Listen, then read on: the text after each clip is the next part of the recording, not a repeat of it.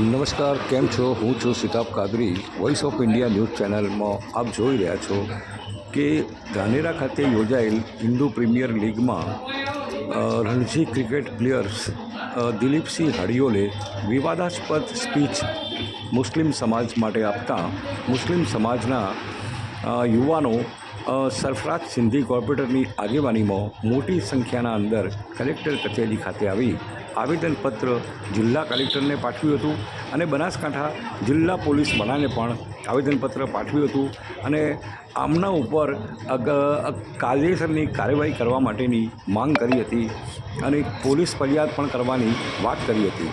આ સંદર્ભે કોર્પોરેટર સરફરાજ સિંધીએ આપી પોતાની પ્રતિક્રિયા સાંભળો।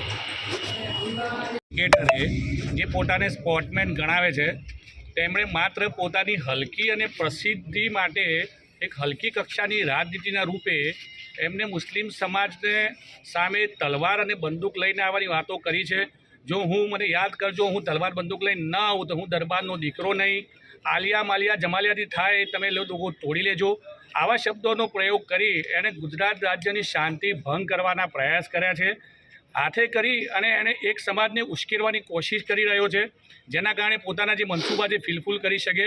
ગુજરાત રાજ્યમાં જ્યારે શાંતિ, ગંગા જમનાની તહેજીબની સંસ્કૃતિ હોય અને એને હનનવાનો આવા વિષયમય પ્રયાસો કરતા હોય તો આવા અસામાજિક તત્વો જોડે એટલે કે દિલીપ હડિયોલની સામે તાત્કાલિક કાયદેસરની કાર્યવાહી કરવામાં આવે।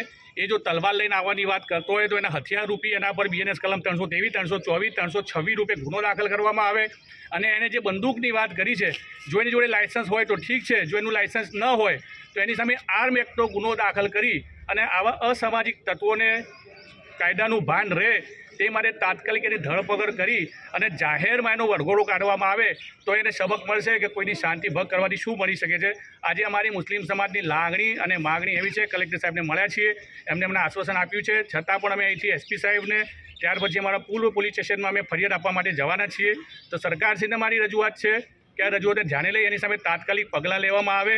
જો એની સામે કોઈ પણ પ્રકારના પગલાં લેવામાં નહીં આવે તો હું સરફરાજ સિંધી પોતે અને મારા સમાજના લોકો ગાંધી ચિંધ્યા માર્ગે આંદોલન કરીશું અને અમને કંઈ પણ થશે તો એની જવાબદારી સરકારશ્રીની રહેશે।